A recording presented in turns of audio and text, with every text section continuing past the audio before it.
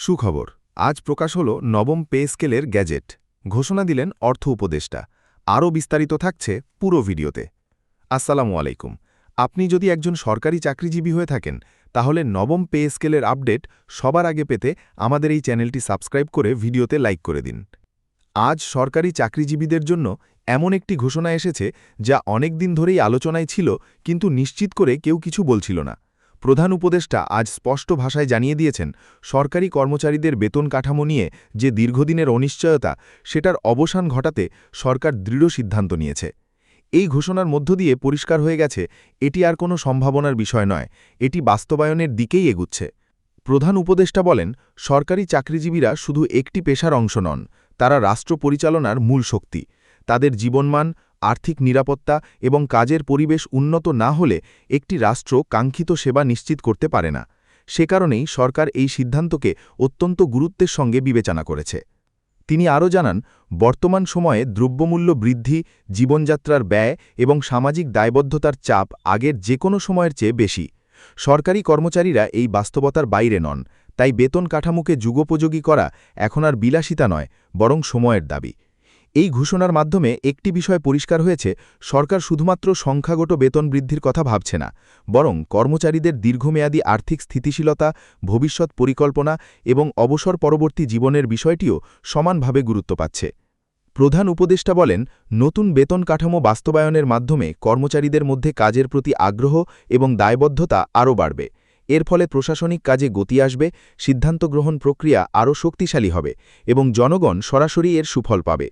তিনি আরও উল্লেখ করেন, এটি কোনো হঠাৎ নেওয়া সিদ্ধান্ত নয়, দীর্ঘদিন ধরে বিভিন্ন পর্যায়ে আলোচনা, বিশ্লেষণ এবং আর্থিক সক্ষমতা পর্যালোচনা করেই সরকার এই পথে এগিয়েছে।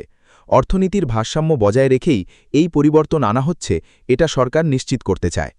এই ঘোষণার পর থেকেই সরকারি চাকরিজীবীদের মধ্যে নতুন করে আশার আলো দেখা দিয়েছে। অনেকেই মনে করছেন, দীর্ঘদিন পর সরকার তাদের বাস্তব সমস্যাগুলো গুরুত্ব দিয়ে দেখছে। এটি শুধু বেতন বৃদ্ধির বিষয় নয়, এটি সম্মান ও স্বীকৃতিরও বিষয়। এখানে একটি গুরুত্বপূর্ণ দিক হল, এই নতুন কাঠামো বাস্তবায়নের মাধ্যমে সরকারি চাকরির প্রতি তরুণ প্রজন্মের আগ্রহ বাড়বে। মেধাবীরা আবারও রাষ্ট্রের সেবায় যুক্ত হতে উৎসাহ পাবে, যা দেশের প্রশাসনিক কাঠামোকে আরও শক্তিশালী করবে। প্রধান উপদেষ্টা স্পষ্ট করে বলেন, সরকার চায় না কোনো শ্রেণী পিছিয়ে পড়ুক, তাই বেতন কাঠামোতে ভারসাম্য রক্ষা করা হয়েছে, যাতে নিম্ন ও মধ্যম স্তরের কর্মচারীরা প্রকৃত অর্থেই উপকৃত হন। তিনি আরও বলেন, এই সিদ্ধান্ত বাস্তবায়নের পর সরকারি চাকরিজীবীদের জীবনযাত্রায় যে অতিবাচক পরিবর্তন আসবে, তা সামগ্রিক অর্থনীতিতেও অতিবাচক প্রভাব ফেলবে। ভোগ ব্যয় বাড়বে, বাজারে গতি আসবে এবং কর্মসংস্থানের সুযোগও বাড়তে পারে।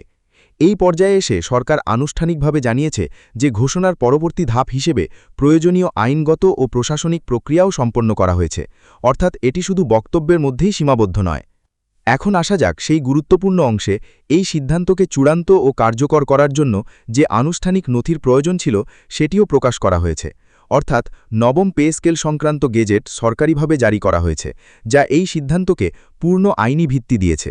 গেজেট প্রকাশের মাধ্যমে পরিষ্কার হয়ে গেছে, এটি আর কোনো প্রস্তাব বা আলোচনা পর্যায়ে নেই, এটি এখন রাষ্ট্রের একটি কার্যকর সিদ্ধান্ত। সংশ্লিষ্ট মন্ত্রণালয় ও দপ্তরগুলোকে এর বাস্তবায়নের জন্য প্রয়োজনীয় নির্দেশনাও দেওয়া হয়েছে। এই গেজেটে বেতন কাঠামোর বিভিন্ন স্তর, ভাতা, গ্রেড ভিত্তিক সুবিধা এবং প্রযোজ্য শর্তগুলো বিস্তারিতভাবে উল্লেখ রয়েছে, ফলে কর্মচারীদের মধ্যে আর কোনো বিভ্রান্তির সুযোগ নেই। বিশেষজ্ঞরা মনে করছেন, এই গেজেট প্রকাশের মাধ্যমে সরকার একটি বড় আস্থার জায়গা তৈরি করেছে, কারণ দীর্ঘদিন ধরে অনেক সিদ্ধান্ত ঘোষণা পর্যায়েই আটকে থাকত, কিন্তু বাস্তবায়নে দেরি হতো। এবার সেই চিত্র ভিন্ন। সরকারের পক্ষ থেকে আরও জানানো হয়েছে, বাস্তবায়নের সময় যাতে কোনো জটিলতা বা বৈষম্য তৈরি না হয়, তা নিশ্চিত করা হবে। প্রয়োজনে সমন্বয়ের সুযোগও রাখা হয়েছে। এতে কর্মচারীদের মধ্যে আস্থার জায়গাটি আরও শক্ত হবে। এই সিদ্ধান্তের আরেকটি গুরুত্বপূর্ণ দিক হল, এটি শুধুমাত্র বর্তমান বাস্তবতার কথা ভেবে নেওয়া হয়নি, বরং আগামী কয়েক বছরের প্রয়োজন মাথায় রেখেই এই কাঠামো সাজানো হয়েছে। সরকার স্পষ্টভাবে বুঝতে পেরেছে, সময় যত যাচ্ছে, দায়িত্ব যেমন বাড়ছে, তেমনই বাড়ছে সরকারি কর্মচারীদের ওপর চাপও। সেই চাপ সামাল দিতে হলে আর্থিক নিরাপত্তা নিশ্চিত করা ছাড়া বিকল্প নেই।